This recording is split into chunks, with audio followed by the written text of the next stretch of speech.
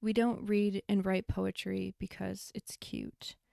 We read and write poetry because we are members of the human race. And the human race is filled with passion.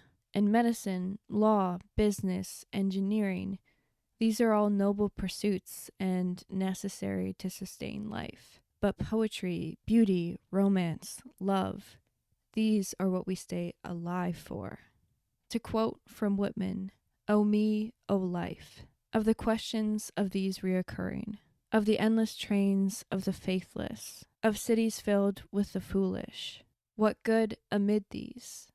O me, O life, answer that you are here, that life exists and identity, that the powerful play goes on and you may contribute a verse, that the powerful play goes on and you may contribute a verse. What will your verse be?" Is one quote out of many from Dead Poets Society that has left a lasting impact on my life. And Dead Poets Society is only one out of many pieces of art that I've consumed that have done this for me. But I care more to be loved, Joe from Little Women. It's not your fault, Sean from Good Will Hunting. And don't even get me started on music. The pain will go away, but the change will know your name. From Know Your Name by the Backseat Lovers. Each new day, I get another year older. From Favorite by Fontaines DC. There Will Be Mountains You Won't Move. From Godspeed by Frank Ocean. I Won't Fall Backwards If I Fall Forwards. From Baby Steps by Olivia Dean. The Fig Tree Analogy from The Bell Jar by Sylvia Plath. I love those words, I wish they were mine, from Mayflies by Andrew O'Hagan. And when I think about these things that have left such a mark on my life and that I love so much, it often makes me wonder, what would I have if I didn't allow things to mean more?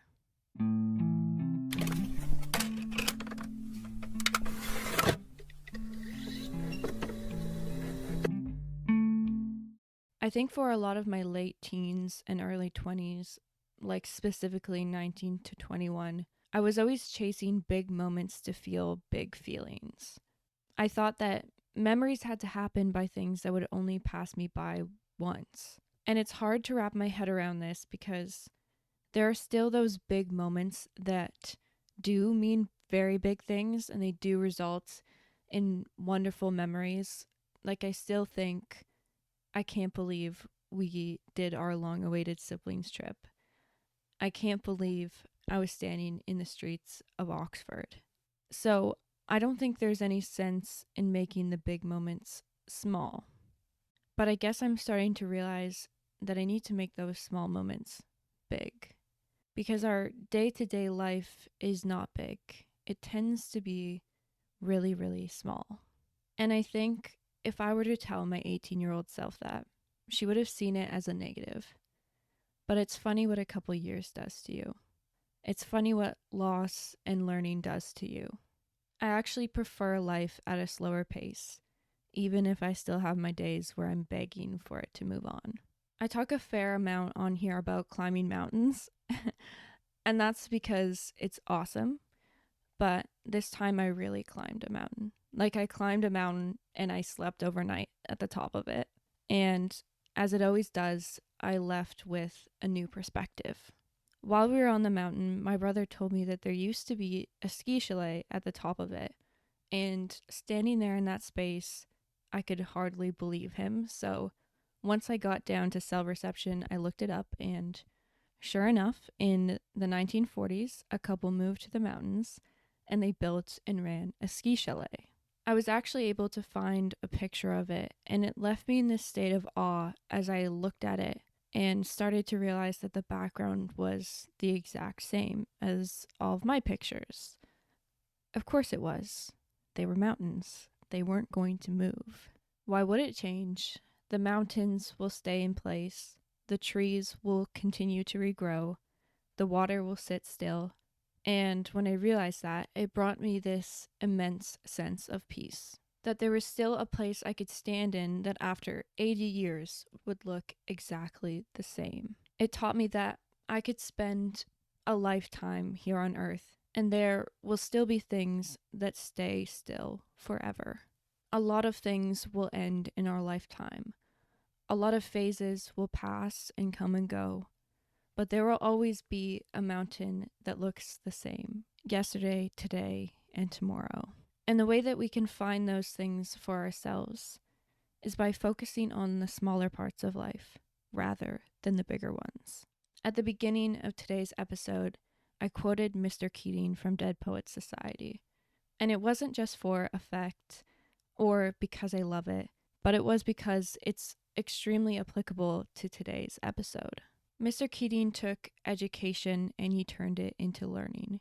He took his classroom outside and he taught the boys in his class that life was to be lived in order to be loved, and ultimately taught them the art of letting things mean more.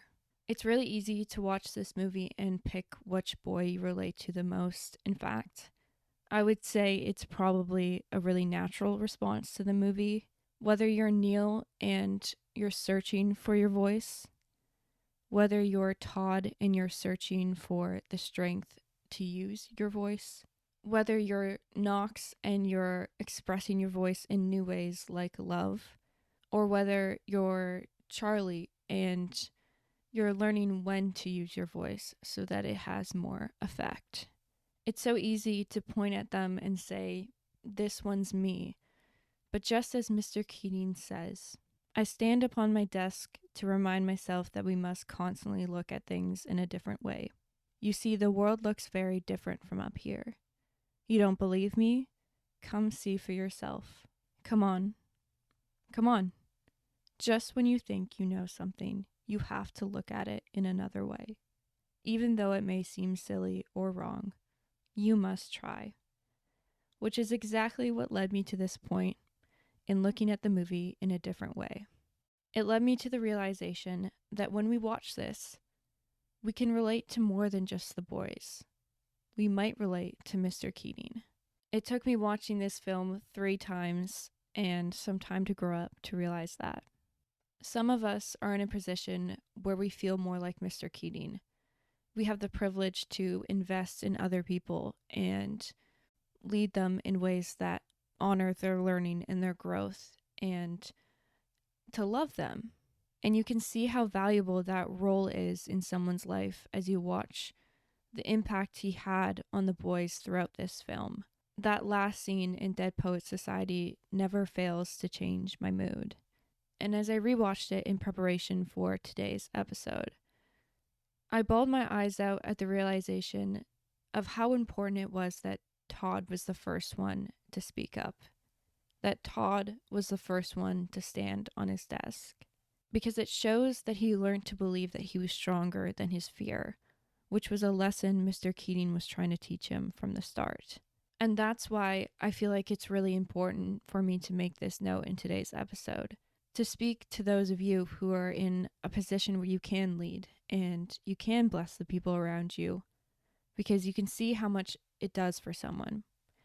Even if that's just holding the door open for the stranger behind you, or it's doing an extra chore around the house that isn't normally yours, or it's just hugging someone for a few extra seconds and actually looking them in the eyes when they pull away. Because it is precisely those small things that go the distance. What this movie did for me personally was it reinforced my belief in miracles over coincidences. All of a sudden, rainbows were there for a reason. All of a sudden, the song that just happened to come on the radio and relate exactly to my life was on purpose. All of a sudden, I learned to let things mean more. A couple years ago now, I came across the Japanese word sanduku on Pinterest, of all places, of course. But it means the act of buying books with no set intentions for when you're going to read them. And immediately when I learned about the word, I felt enchanted by joy. It was so beautiful to me that there was a word for such a hyper-specific situation. and one that I very much related to. And I was reminded of it when I came across the YouTube channel Josephine, and I was watching one of her videos, and she mentioned the word komorebi, meaning the light that leaks through tree branches. And again, I thought how wonderful it was to have a word for such a hyper specific thing, that someone saw one version of light and they felt like it needed its own word. It was in this moment that I realized how much beauty there was in letting things mean more to you. Seeing the world and letting things actually take up new space in your mind and your heart, and letting that affect how you feel. My love for these words came all at once, and it was completely encompassing. And it really changed my own perspective when I realized I could create my own words as well. It reminded me that there are things in life you can assign meaning to, things that you can feel in control of. And the more beauty that you assign to the world in these things that you can control, the more beautiful it appears to you. So, unlike most of my podcast episodes, today I'm actually going to give you a challenge. I want you to think of a hyper specific situation in your life that you love, and think of a feeling that goes along with that, and then from that, create a new word. I started doing this at work one day when I was planning out this episode in my head. And once I realized that there were so many experiences that I loved that weren't necessarily, like, they didn't have their own name, it was so fun to make them mean more for myself and to give them a name. And I found myself just giggling at work. So I'm going to give you a couple examples, and we're going to start off really strong with my favorite word. So there's one feeling that I really love, and I have talked about this feeling, and even in the beginning of today's episode, we talked about it. But it's the perspective that you gain when specifically climbing a mountain. And I mean that both literally and figuratively. Obviously, you have actually climbed a mountain and you're standing on the top of it, so you gain a new perspective on what's below you. But at the same time, mentally, you've overcome something challenging for yourself. And so you also have that sense of pride, I guess. Not pride is not the right word, but the sense of accomplishment that you've done something difficult and you gain new perspective from doing that. So, with all of that being said, that's my definition. The word itself is permount. Now, I know it's not that creative. It is just perspective and mountain pushed together to one word. But to me, it's exactly what it feels like. When you're standing on top of a mountain, you feel mounted. You feel firm in your stance on the mountain. And I feel like to say permount, it gives you that same sense of standing strong in a new feeling. Now, I'm still working on this next one, okay? So bear with me here. But my word is pasite. It means to see time pass through light.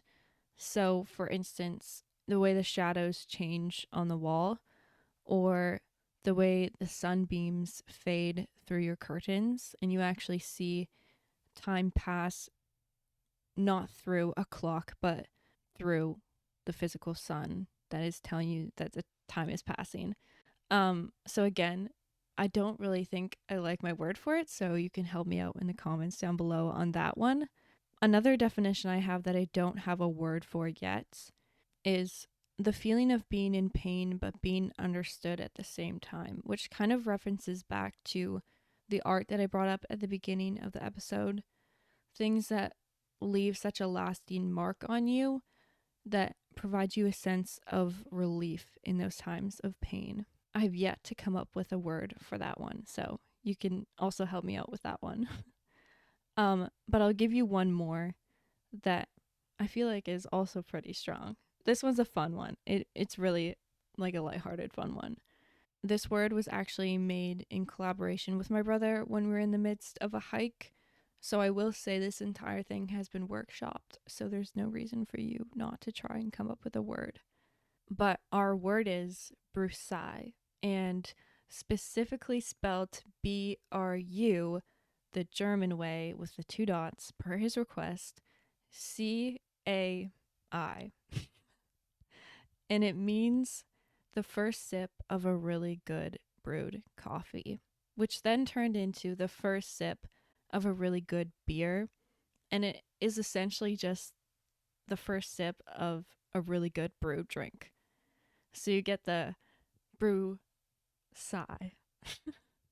And again, I feel like it's exactly applicable and super fun. And you can see right now, even just referencing the word itself, there's something so fun about it. There's something so good about going back to almost being a kid and doing things that are, on a whole, just meaningless, other than the fact that they provide you with joy. I find it to be a very good practice in life, and also to learn what things mean a lot to you that you maybe overlook most of the time.